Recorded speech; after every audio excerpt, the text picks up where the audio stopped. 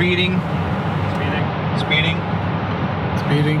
5, 4, 3, 2, 1. The world is changing faster than ever. What used to take decades is now taking years or even months. What you see right now is the illusion that people have had for many decades about the workplace being this secure place to work the rest of your life. For the first time in the history of our nation, our children will not do as well as us. We've seen our friends get laid off. We've been laid off. We've had our pay cut. People are overworked and underpaid. They seem to have less time and less freedom. They live under constant pressure. This is going to be forced. And so even if your employer loves you, they may have to cut you. There's something wrong that on Monday morning, the heart attack rate increases by 35%. Technology is accelerating, job security is declining. It just doesn't seem like the old models of making a living are as reliable as they used to be. Every aspect of our lives, there's a better way out there, but we're still doing it the old way. We live in the greatest country on the planet, and there are a lot of people sitting around complaining and being cynical. Like everyone's whining about this old model, and I'm like, why don't you leave it? Look at all this over here. Look at all this opportunity. Since so much of our lives revolve around our work and the way we make our living, many people are thinking there just has to be a better way. The biggest challenge facing our world today is not making money, is what are we going to do with all the displaced, unemployed people? People are afraid that they're going to make the wrong decision. People are afraid of the unknown. People are afraid that maybe I don't have the skills. Hey, sports fans. Industrial age is over. It's dead. It's dying. That's why going to school to get a job is an obsolete idea. A steady paycheck is an industrial age idea.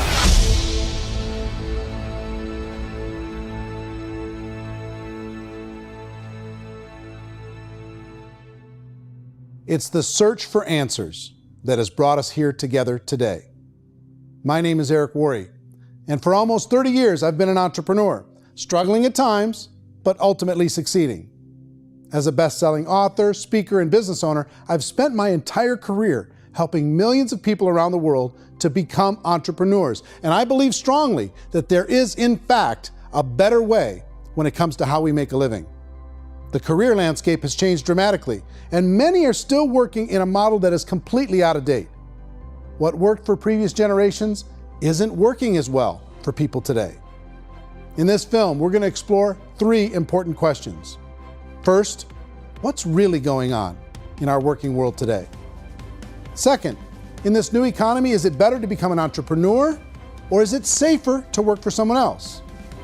And third, if a person decides to become an entrepreneur and start their own business, how can they do it without taking on massive risk? To help in this journey, I've brought together some of the greatest experts and thought leaders in the field of entrepreneurship to share the real facts with you. My intention is to give you new information that will allow you to make choices that are not limited by an old, outdated model. Let's start by understanding what's going on in our working world today.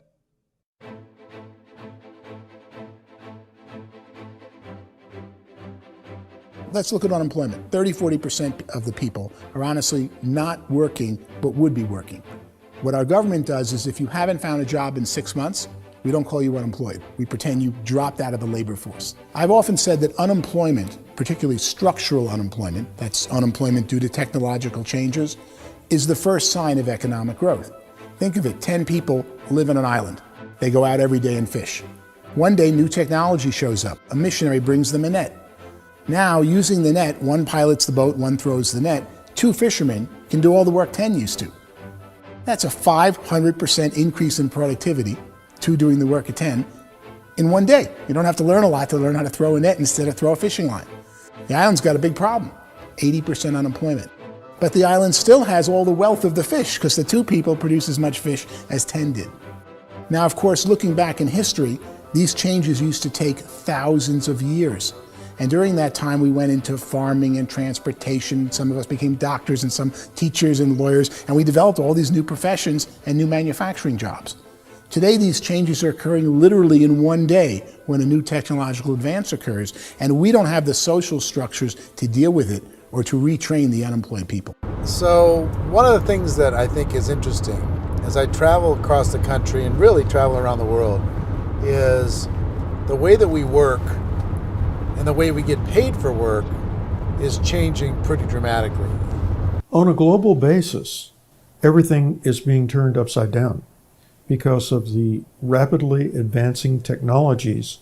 They are eliminating many jobs, and we have been left with many people not prepared for the jobs that exist. A lot of demand in public companies was to squeeze out all the fat and to get just as much margin as we possibly could, and fat equals humans. So this idea of job security and information age is so obsolete, but it's still taught inside our school system, and that's where the problem starts. There's no financial education in school system, and people are still trained to be employees to work for that paycheck. This is a chart on the middle class. What's happening in the middle class, those that went to school, their incomes have been coming down for years. And parents still say to their kids, go to school, get a job. Now what happens to all those middle class people who are dropping off the ends of the chart? Well, they become what's called working poor. And this is what happens to working poor. But they say poverty is ending. Well, poverty may be ending, but working poverty is going up. And this is food stamp usage. So food stamp usage in America is going through the roof right now, because people cannot earn what they call a living wage. Most people have experienced financial pressures that I think are probably greater than they have been in the past. If you're not working for yourself, then it's going to be a pretty hard road for a lot of people. Today, if you're going to control your future, the 40-40 plan is gone, where you can graduate from college and get a job and work for 40 hours a week for 40 years. That day is gone. So some of these charts actually tell you what's going on. And this is a really interesting one, you know. People are going back to school because if I go back to school, I'll get a nice job. But this is what's happening to, it's called Sallie Mae, which is the student loan guys. Student loan is going through the roof. It's now over $1 trillion, and student loan debt is worse than credit card debt. So when people stopped using credit card, the government got people into student loan debt. And the problem with student loan debt is you can never be forgiven. See, with credit card debt, you can declare bankruptcy and all's forgiven. But student loan debt, you can declare bankruptcy, you still owe it. It's the worst of all debt. But this is the next picture. Look at this chart here. This is what's happening to wages of college graduates. It's going down. So you go to college, you rack up all this debt, but you earn less money. Now, that's not that intelligent. Average person who's been working a lifetime in America today is ending their lifetime at 65 with about $41,000 in assets. They earned just enough to survive. I think in the United States we have something like 17 trillion in debt. That's just the federal government debt. We got another 2 in municipal and in other, let's call it almost 20 trillion government. We've got 40 trillion in private debt. That comes up to close to 60 trillion. When you then add something we never had before, what you were talking about, when we look at the unfunded portion of Social Security and primarily Medicare, Medicaid, that at the most conservative estimates from outside firms, Kleiner Perkins, 67 trillion and growing. That's more than all our other debt. There's less conservative estimates that say it's 84 trillion or higher. I added up conservatively $127 trillion in total debt. Debt is a financial drug. When you take it to excess, it's like taking a drug. Yeah, it makes you feel better, it enhances your performance, but at a huge cost, eventually it kills you. And so that's what happens. We keep doing more and more debt, and you get less and less results, just like a drug, until the debt gets so high that it crushes the whole system. That's where we're at, 8.2 times GDP. You know who I feel sorry for? I feel sorry for the person who dreads going to work, who is sick to their stomach on Monday morning, who hates their alarm clock, who gets a little glimmer of hope on a Wednesday because it's hump day and says, thank God it's Friday. And they live for those 2 days a week where they get to be themselves and they don't have to be around people they don't like, and they don't have to play the political game in the office, and they don't have to live this half life. The person that works 50 weeks a year just to be able to have the 2 weeks for vacation. And you know what happens to most of them nowadays? They don't have a vacation. They have a staycation. They have time off of work, but they don't get to go where they want to go because they're overextended. They've got all this debt. They got all this situation. They hate their alarm clock. They can't sleep until they're done. They have to spend most of their life in traffic. I feel sorry for that group of people because there's a better way. They just don't know it. I see this really interesting attempt at rugged individuality in a 6x8 rectangle.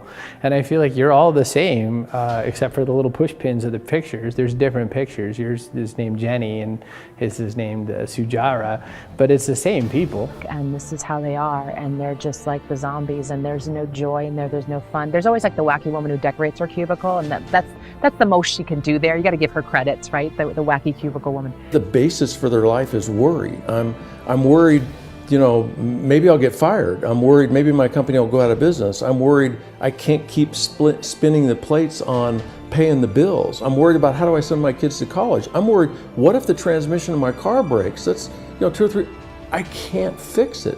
People live in a sea of worry, and it eats at them. Those signs that people held up during the Depression didn't say looking for gainful employment in a cubicle.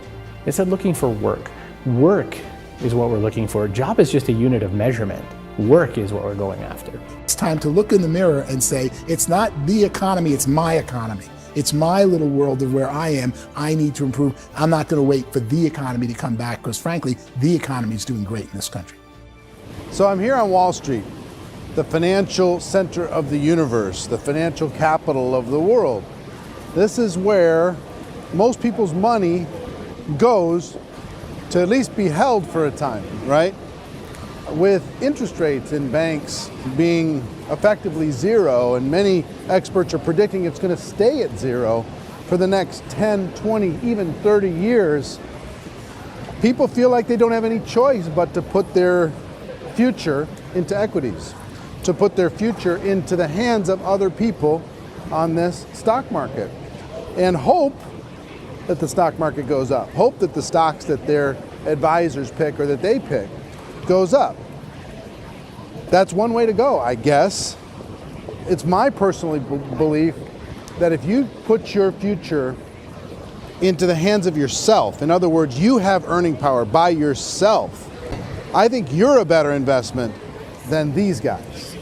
I think controlling your future is a better option than handing over your retirement to these guys.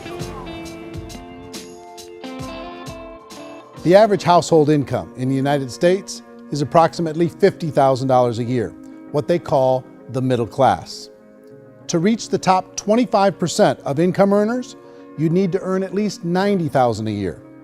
To reach the top 10% would be a household income of $140,000, the top 5%, $190,000, and to be in the top 1%, you'd need a combined household income of at least $380,000 a year.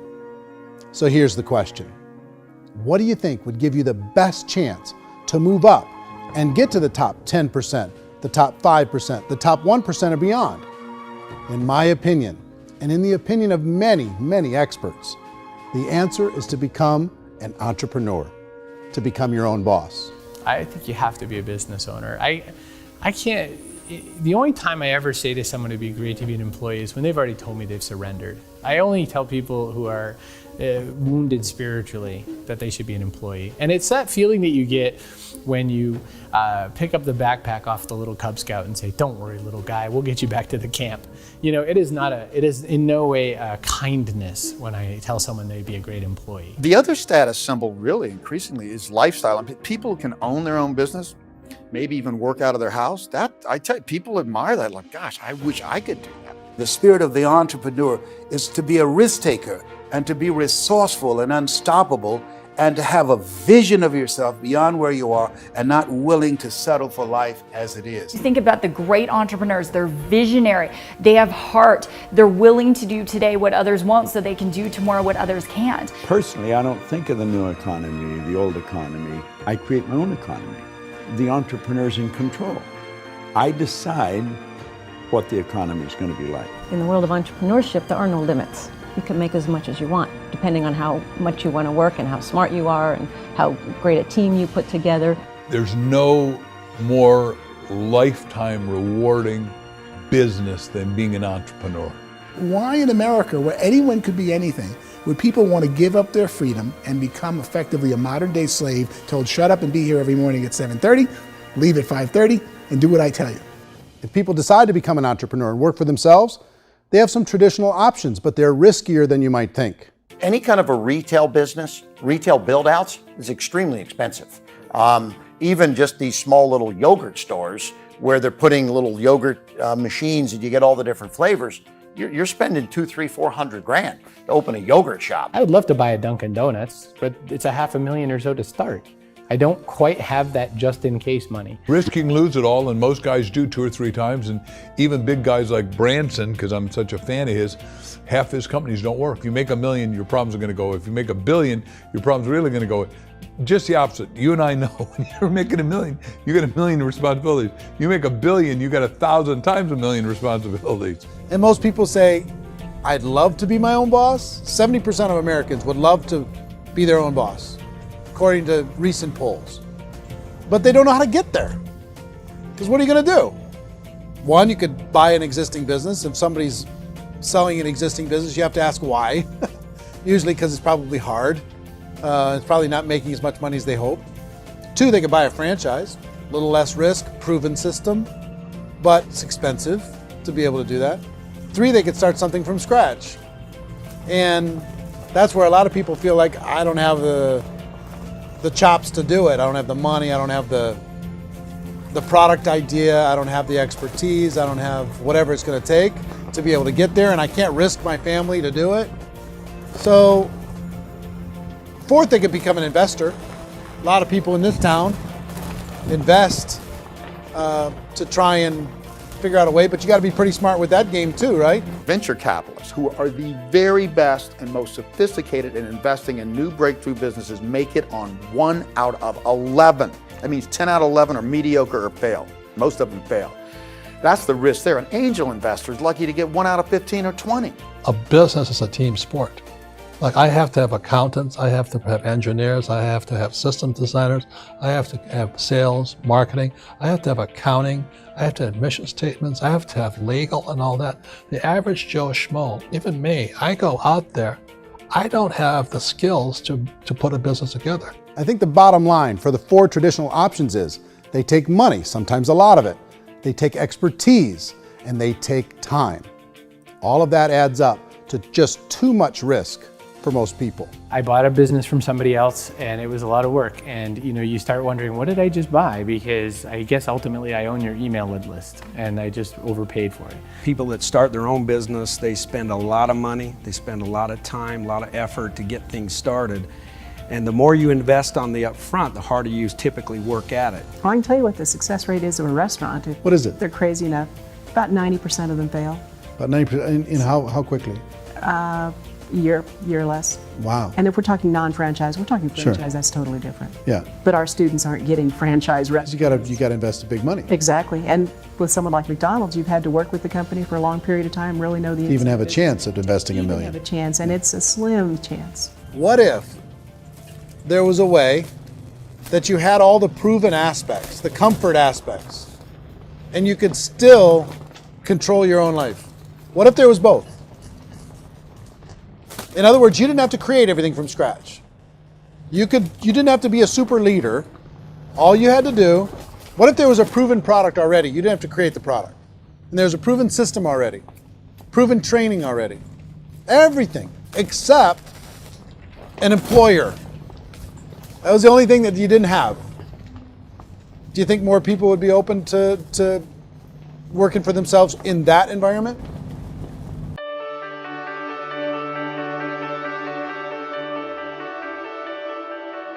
In our search for a better way to make a living, we've come to the conclusion that becoming an entrepreneur is actually safer than being an employee. And through our look at the entrepreneurial options, one particular path kept coming up from expert after expert.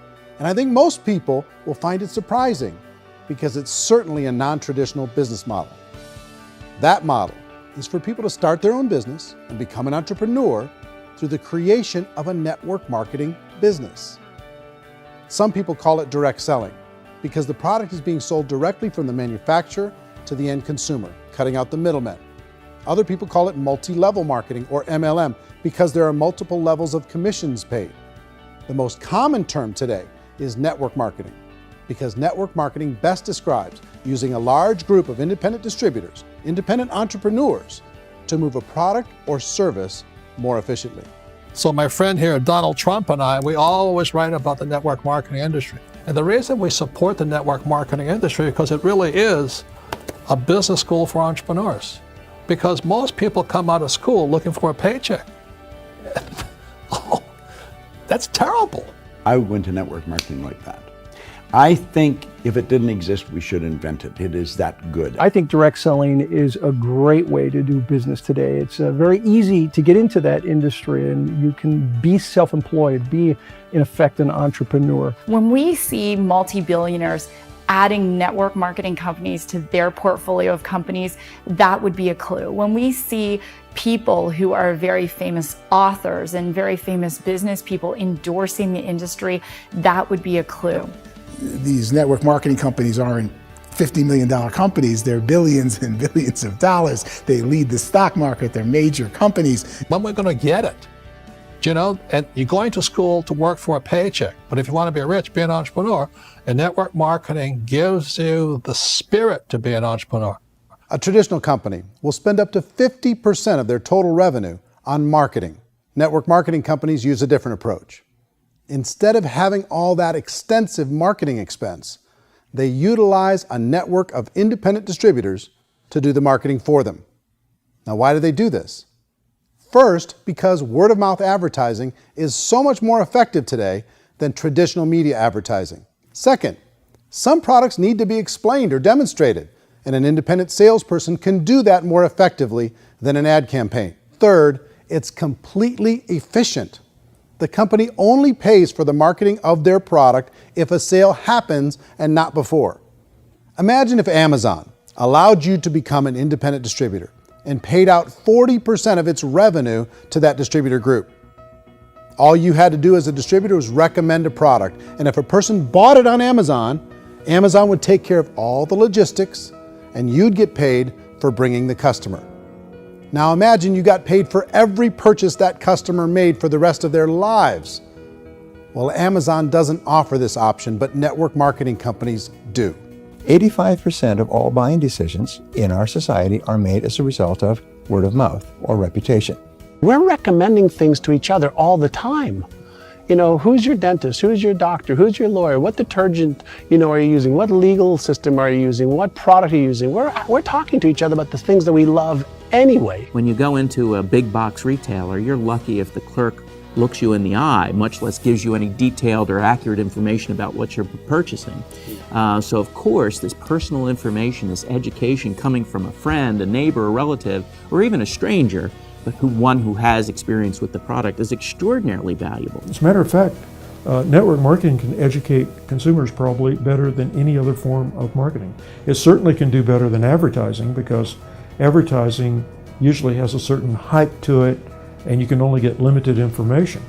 So, network marketing trumps advertising. If you were a typical sales company and you wanted to sell $1 million a month worth of product, you might go find 100 superstar salespeople.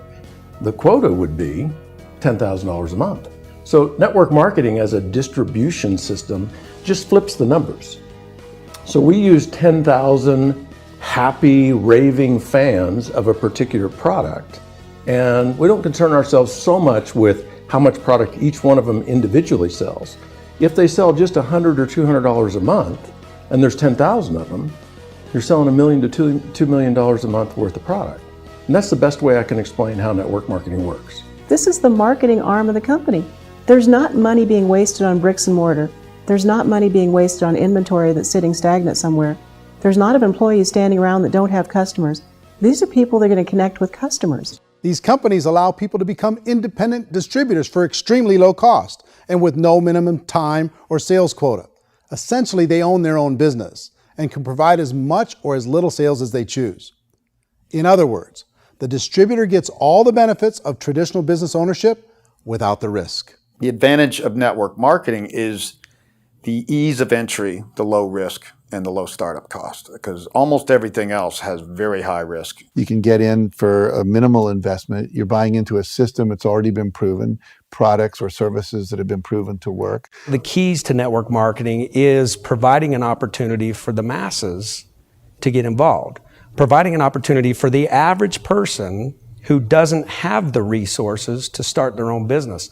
All of this so far is fairly straightforward, but network marketing offers another benefit, and it's this benefit that makes it so interesting for entrepreneurs. Network marketing allows a distributor to build their own network of other distributors and then compensates them on the sales created by that entire group. Direct selling is, at its base, very simple. It's the sale of a product or service to an individual on a face-to-face, one-on-one basis, just the way we're talking right now. But there's an important element as well, and that's the offering in conjunction with that sale of product, the offering of an opportunity for someone to make something of themselves. No matter what your social status is, no matter what language that you speak, I mean, look how many unbelievable people are becoming successful that speak every kind of language out there. What an awesome gift to give the world. Instead of having to work your way up in a system and prove that you could be a sales manager, they just decided everybody can be a sales manager. Everybody gets to build a sales team from day one. And so what that brought into the system of growth as a direct selling company is the concept of compounding or geometric progression. Because now you can actually grow sales force very quickly because everybody is enrolling people in their own sales force. People who are like, oh, this is weird, I'm building a sales team, or what do you think you do at a regular company? How do you think a regular company works? Network marketing is the only industry that doesn't say your past determines your future. It looks at your past and says, okay, now what can we train you to do so you can have a great future? Every other employer out there wants to exploit you for what you already know, not teach you something new. Network marketing has the potential to save the United States and the world, because it's going to teach people not to be employees, but to be entrepreneurs.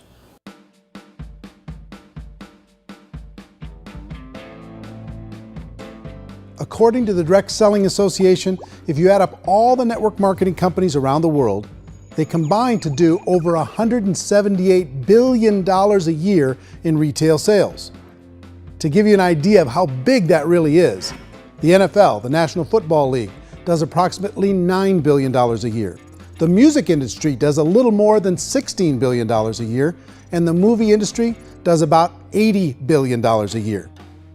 Using a conservative average, network marketing companies pay their distributors about 40% of that $178 billion in the form of commissions, which adds up to more than $71 billion a year. That's almost $6 billion a month. It's almost $200 million in commissions every single day. So it's certainly working, and people are making serious money in network marketing. With the growth of the direct selling industry over the last 10, 15, 20 years, we've seen a broader understanding of the channel.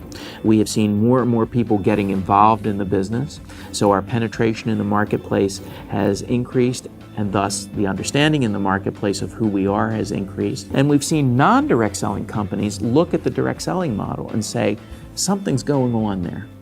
People are making money, companies are being profitable, individuals are being motivated, product is being delivered to market. Maybe we should explore this. Some people think only the people at the top make money. Well, let's take a look at that as well. In the network marketing profession, there are roughly 500 people in the world who earn over $1 million a year. If you round that number up to $2 million a year, that adds up to about $1 billion a year. That takes the $71 billion paid out each year down to $70 billion. So where does the rest of the money go? The vast majority goes to part-time people making anywhere from a few $100s a month to many thousands of dollars a month. It goes to people who choose to make it a full-time career move and earning even more than that. Every day, people are using the money they earn through network marketing to pay off debt, have more fun, and improve the quality of their lives. Everyone I know in network marketing has been doing that since the 50s. They go to work when they want to go to work. They stop working when they want to take time with their children to have a leisurely breakfast and discuss issues and drive them to school. They go back to work when they get home, wherever they're working out of. The biggest thing that I've seen is people that have become much happier in their life. MLM has probably made more millionaires of more people in more countries, and I've spoken to them in 67 countries than any other single form of business, starting from nothing. If they have a choice between working a job for the next 10 years or working a network marketing business for the next 10 years, the result of working the network marketing business will be better. A lot of people within the industry go on and make this a career and do extremely well at it. Network marketing has been nothing but good for everyone I know that's been involved with it because they did it seriously and they played full out and they've been very successful. It's been a constant barrage of success stories and people showing off stuff that they got as a result of it. How many people are involved? Approximately 16 million Americans and 96 million people around the world are currently participating in network marketing. And in a recent poll, 82% of those people report a good, very good, or excellent experience with network marketing. So people are happy.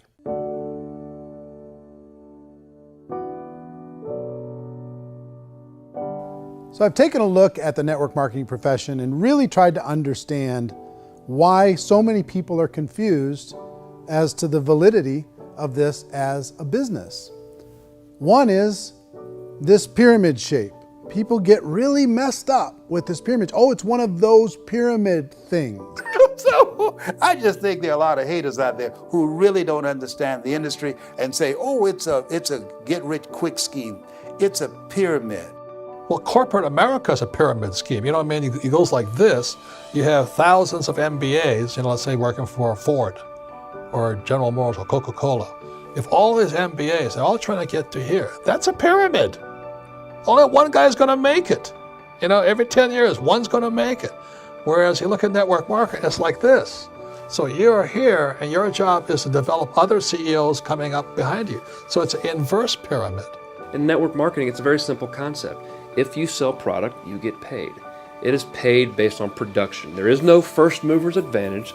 There is no investment component where the more somebody spends, the more they're entitled to make. So the two are polar opposites of each other. Doesn't matter what shape the company is or the compensation plan is shaped, whether it's a circle or a pyramid or a triangle or a trapezoid, it doesn't matter. If compensation is coming primarily from recruitment, then you've got a problem.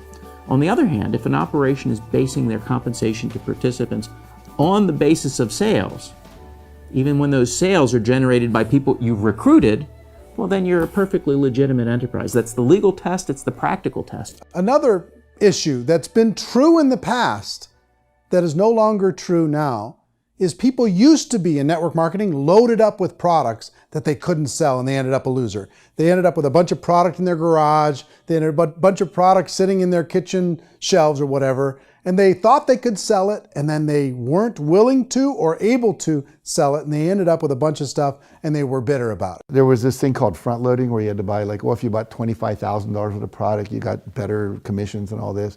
Today, it's almost all done by computer. It's direct mail, comes from a warehouse somewhere else. You don't have to have all this inventory. You don't have to stock up. It's a paperless world now. Most of it's done online. You have a back office. It really works. And I mean, the technology has changed everything. Third issue is people start talking about 99% of people in network marketing don't make any money. Well, we've talked about that over the course of this journey together. Almost $200 million a day is being paid out to network marketing distributors around the world. The naysayers, the people who say that it doesn't work, are usually the ones who just don't know how to make it work for themselves. And so they're giving you an opinion, and I tell people, don't confuse people's opinions with expertise, because opinions are free. And don't confuse sincerity with the truth, because people can be sincerely wrong. But here's the reality inside of network marketing.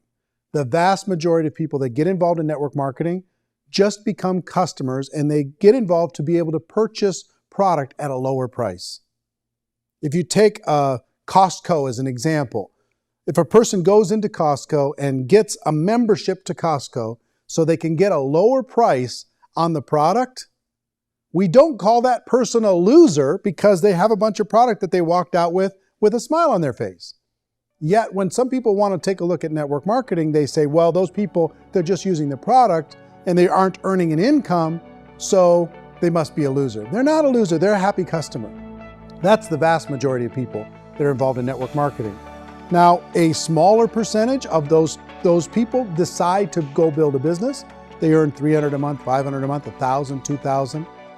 That's the bulk of earnings in network marketing. And then there's the few that really decide to take it serious, really decide to build a large network, really work to make that network very, very productive. And those people make huge amounts of money and there's no cap. What I do as an outside economist, just somebody looking at this industry like any other industry I speak in and say, look, what's the realities of this? 1% do incredibly well. 10% generate some additional income at pretty low risk and effort, that's not, and 90% of people roughly end up customers. One thing that I think is real when it comes to people's perceptions about network marketing is people put this, and distributors, I think, involved in network marketing have some responsibility for this. They have sometimes unrealistic claims about the product or about the income. Most people who become distributors, they want the money, they want to be successful, but they don't have the skills. They don't know what to do. And when people don't know what to do and they're in a new business, they're scared. And when they're scared, they panic and desperation kind of sets in. So they think everyone they talk to has to get in.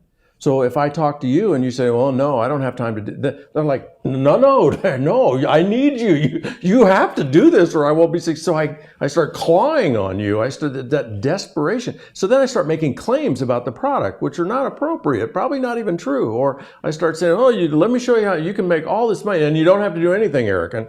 And so you just totally misrepresent the opportunity, and you're clingy with people because you think you need everybody to be successful, and you don't. You know, one of the messages that I try to deliver most forcefully to companies as well as salespeople in direct selling is that you don't have to overpromise. The reality is in network marketing, there's a lot of hard work involved. There's a lot of effort. You're going to have to develop yourself. It's a business like anything else. It's going to take some time, but in my opinion, it's better.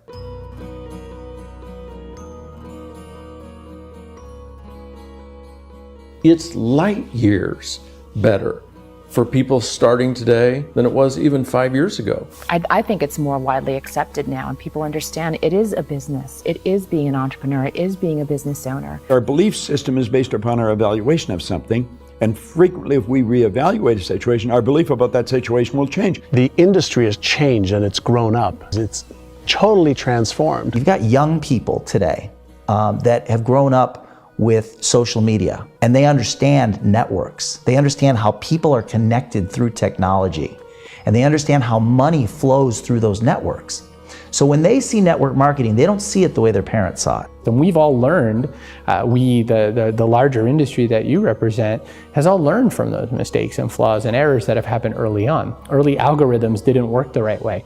That's all fixed. It's like when they design a computer program, they design the program, then they run it, and then they go back through and they debug it. The MLM industry has been debugged. This is the day of being virtual, being able to run a business from your mobile phone. I mean, it's incredible. Companies are getting smarter. They're implementing more consumer protections. They're implementing more compliance training. They're doing more with respect to product research. If you do get involved and you make purchases of inventory, even on a voluntary basis, if you decide that this business is not for you, you can leave and have that inventory repurchased by the company. There's no other business that offers that kind of protection on a voluntary, self-regulatory basis.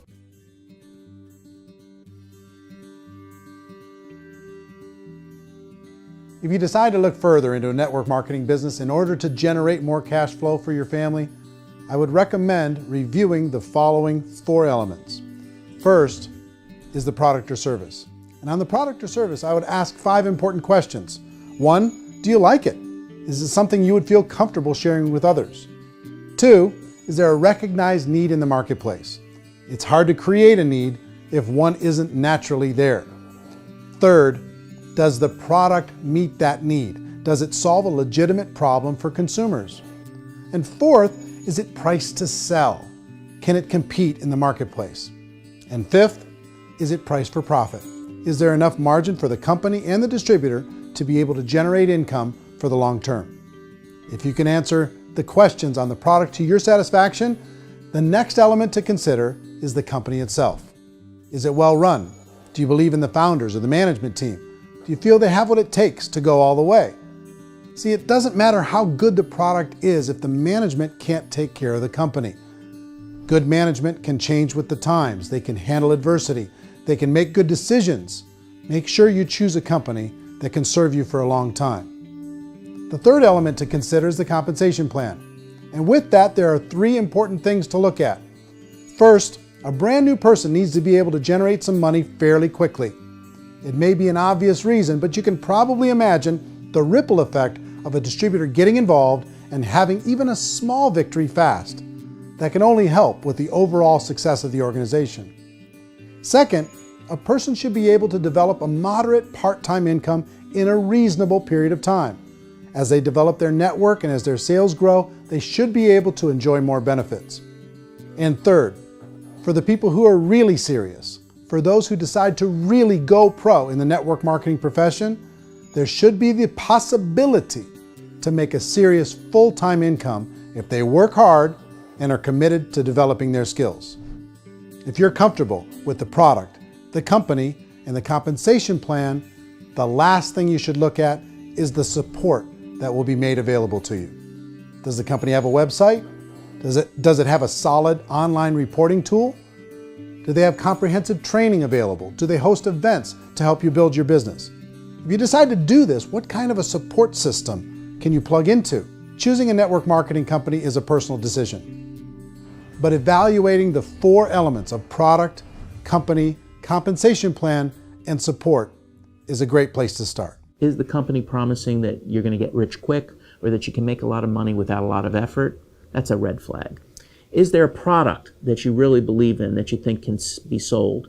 Or are you being told by salespeople or the person who's trying to recruit you or by the company itself that don't worry about the product, all you have to do is recruit other people into the business? Red flag, warning sign. If you're hearing that, take a second or even a third look. Get to know the customers, the products, the business, have some success, and see where the opportunities might take you to move up in the organization. You want to find out how concerned are they about my education, my training, and my development? Is there a space for me to grow?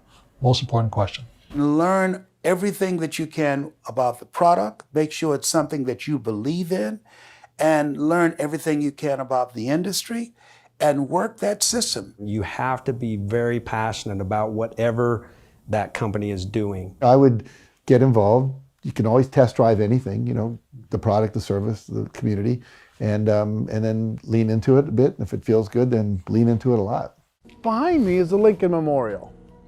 And this is a place where Martin Luther King Jr. had his famous "I Have a Dream" speech.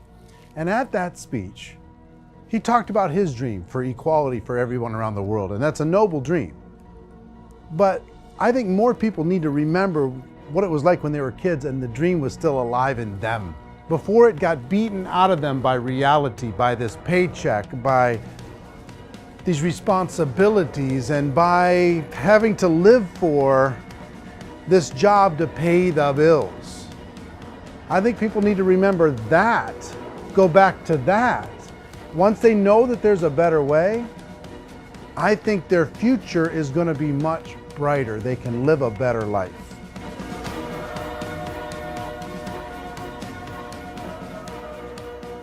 So if you're considering getting involved in a network marketing company, let me offer you just a few pieces of advice. First, network marketing isn't perfect. It's emotional, it's challenging. Like any entrepreneurial venture, it can have its up days and its down days. But if you have an entrepreneurial bone in your body, it's just better. Second, if you're gonna do it, decide to be professional. Decide to go pro. It's better to do that than just be this amateur sticking your toe in the water. Third, as any professional, you're gonna have to learn some new skills. And I promise you, inside of the network marketing profession, they're not too difficult to learn. Fourth, like anything worthwhile, it's gonna take some time. Don't expect that you're going to get to the finish line right out of the gate. And fifth, it's worth it. It's worth it to be able to take charge of your life again. It's worth it to be able to control your own financial situation. It's worth it for the people you're going to be able to spend time with. It's worth it for the things you're going to be able to see and the experiences you're going to be able to experience. It's worth it for the causes you're going to be able to contribute to, the lives you're going to be able to touch, the customers you're going to be able to help, the friendships you're going to be able to develop. I promise you, it's worth it. Remember, most people are searching for answers just like you are. But I do have to tell you the catch to network marketing. If there is a catch, if you want to understand this from an emotional point of view, people say, well, it sounds too good to be true. It's not, it's hard work. But here's the catch. Most people still don't understand it. So you're going to have to endure the loss of social esteem from ignorant people. The uneducated will think less of you. Now, if you can handle that, you're on your way. If that's going to destroy you, you know what? Entrepreneurship in general probably isn't in your future. If you can face that catch, you can become unstoppable. I want everyone to really contemplate this if they're not in network marketing. You're in a job, you probably have a mortgage, you have rent, you have debt, whatever's going on. You're in a prison. You work just hard enough to keep them from firing you, and they pay you just enough to keep you from quitting. Come on! I've been there, done that, and bought that t-shirt. In network marketing, if you run into failure, it's really just a homework lesson for yourself. There's no one to blame. You really have no excuse not to be successful. You just don't. People don't want to hear that, but there's so much available to you. If you want to be a good network marketer, be a student to the people above you, be a fellow traveler to the people on the same level, and be a teacher to those below, and know when it's appropriate to do which. People who are not afraid of asking people to buy things, or not afraid of persuading people with a chance they may say no, these people own the future. Nothing happens until something moves. So you got to go move, you got to go do something, or nothing's going to change in your life. In the beginning, you're going to do a lot of things that you don't get paid for. But as you go down the road, you get paid for a lot of things that you don't do. And your job is rehabilitate the spirit, the entrepreneur spirit in all of us. You get it back. Either give it a strong yes or a strong no, but no wishy-washy, dilly-dally stuff in the middle. There's dreams and there are nightmares, but I believe that the biggest nightmare of all is when you don't pursue your dream. You're going to see some monumental growth in this profession. It's an exciting, exciting time to be involved with the network marketing profession. The next 10 years, I see just exponential growth. When that tipping point comes, it's not a matter of asking somebody, have you ever heard about network marketing? You're really asking them, which company are you building your wealth in? We are here to fix the world, to improve relationships with other people, to improve other lives. And the real reward comes as an entrepreneur in any level from teaching somebody something and watching them soar. There is no greater reward.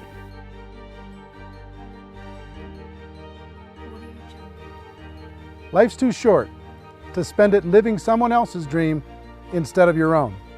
It's too short to spend it living at a fraction of your potential. Can being an entrepreneur be a challenge at times? Sure. But here's what you get in exchange. It can be yours. Something that you built, something that you created, something that you made happen. This balloon represents your dream. It represents entrepreneurship.